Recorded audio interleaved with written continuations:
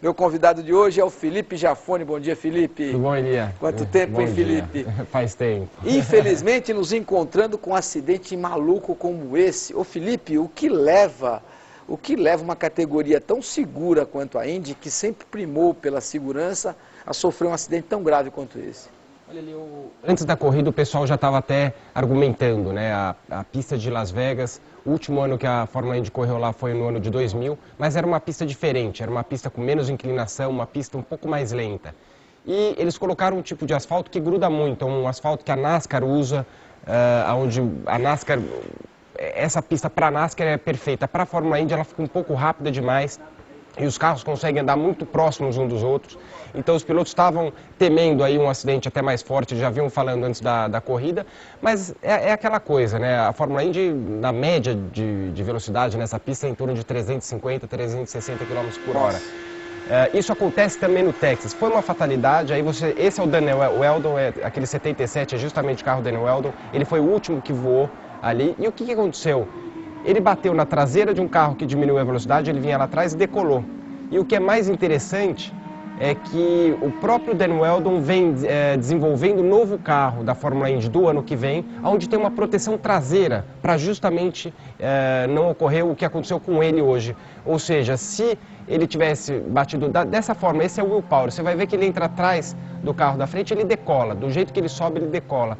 E esse novo carro da Fórmula Indy vai ter um para-choque traseiro justamente para que isso não aconteça, para que uma colisão como essa, o carro empurre o da frente e não decole como ele decolou.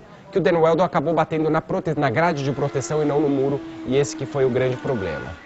Você sabe que a última etapa da Fórmula Indy lá em Las Vegas, eu participei da cobertura pela Band Aberta, na época, no ano de 2000, a pista realmente era menos inclinada, então era muito menos perigosa.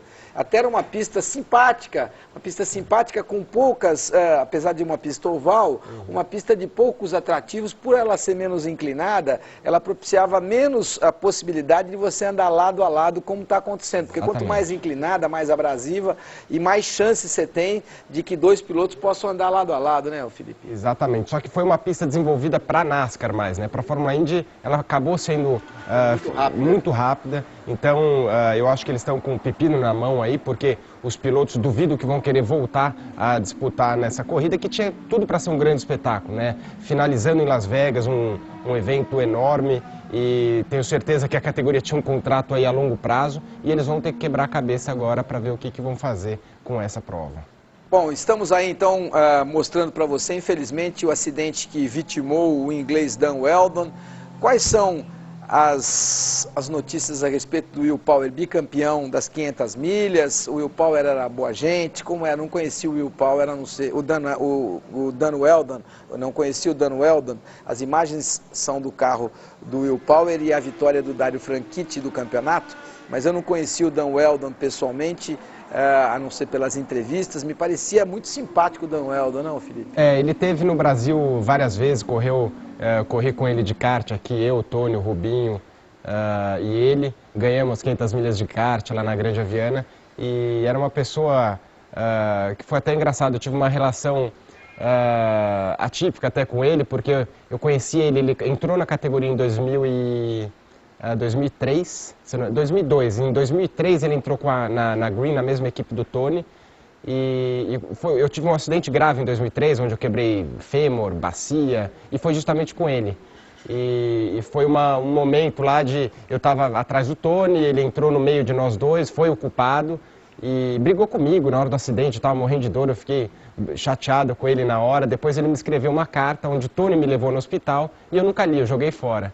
E depois viramos grandes amigos aí, ele acabou vindo para o Brasil numa prova que eu organizo, e depois de uns 6, 7 meses a gente se falou, depois desse acidente, e se tornamos aí grandes amigos. Era um piloto extremamente rápido, e principalmente nos ovais. Ele tinha uma formação de circuito misto, mas ele acabou se adaptando muito bem nos ovais, e grande parte das provas que ele ganhou, acho que a maioria delas foram todo nesse tipo de circuito, e acabou aí nessa tragédia, um ano até atípico, se você for pensar que ele fez 3 provas só no ano. A primeira ele chegou em Indianápolis, ganhou em Indianápolis, aí fez uma prova em Kentucky para se preparar para essa prova aí, onde ele estava concorrendo, era o único piloto a concorrer a um prêmio aí de $2,5 milhões se ele ganhasse, e mais $2,5 milhões iria para o público. Então era uma promoção grande que a Fórmula Indy estava fazendo justamente em cima dele, e aí foi a hora que ele foi levado para o hospital. Como é que fica um piloto? Como é que fica, por exemplo, o escocês Dario Franchitti, que acabou campeão da temporada? Como ficam os pilotos Tony Kanaan? Como fica o Hélio Castro Neves, o Vitor Meira, depois de um acidente como esse? O que é que passa pela cabeça do piloto? Se você já é independente financeiramente, realizado, você tem vontade de parar, Felipe? Elias, acho que a pior coisa que um piloto pode passar na profissão é um acidente como esse, né? Eu passei, o último acidente que aconteceu como este aí, aconteceu em 2006, foi perto de mim, foi na minha frente com o Paul Dana, e naquela ocasião foi no warm-up, um pouco antes da corrida, em Homestead, em Miami, e a corrida continuou. Ela teve a corrida e foi uma corrida extremamente difícil, apesar de quando o piloto entra no carro, ele perde é tanta adrenalina, é tanta coisa que você tem que pensar, que você acaba esquecendo. Então acho que isso é o que motiva os pilotos, acho que de repente não pararem, mas logo após, né, e quando você para pensar, ontem mesmo eu vi várias entrevistas aí de pilotos repensando, como o Dave Hamilton, que está numa fase já parando, não está fazendo todas as provas, está fazendo mais em Indianápolis, estava correndo ontem também. Ele estava dando entrevista que ele achava que realmente depois disso ele iria parar. Então, o próprio Dario Franchitti foi o tetracampeão ontem, mas era só, né, lágrimas de todo mundo. Ninguém conseguiu celebrar nada ontem. Aí você vê o Tony também, junto com a namorada. Foi um dia triste. O Tony também era muito amigo do Dan Wheldon. A equipe Ganassi, essa também, rezando aí um pouco antes do anúncio oficial. E o Dan Wheldon que correu por essa equipe, e o pessoal da Danica Patrick. Foi um dia realmente para esquecer. Realmente um dia para ser esquecido, e infelizmente isso não tem um momento para acontecer.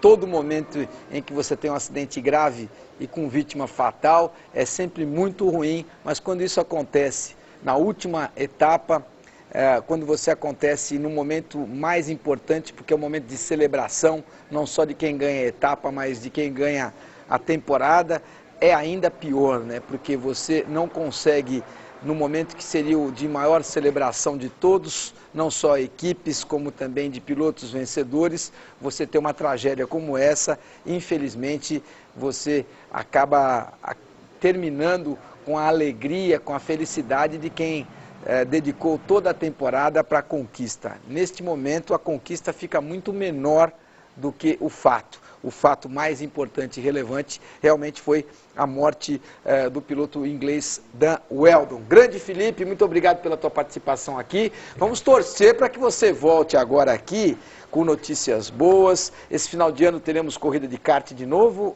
teremos aquela programação com pilotos vindo de todas as partes do planeta para participar da prova de kart, ou não? Esse ano vão ficar mais tranquilo? Não, dia 10 de dezembro vai ter, só que esse ano vai para Santa Catarina, no Beto Carreiro. Lá em Florianópolis. Isso, eu estou indo hoje para lá. A de Florianópolis é do Felipe Massa, que acontece um fim de semana antes. Certo. E no fim de semana seguinte a prova são as 500 milhas, que fica em Penha, perto ali de Camboriú. Tá. Então quer dizer que a sua será dentro do complexo do Beto Carreiro. Isso, é uma pista nova que está sendo... Pista boa? Isso, muito legal. Maravilha, então boa sorte lá, Felipe.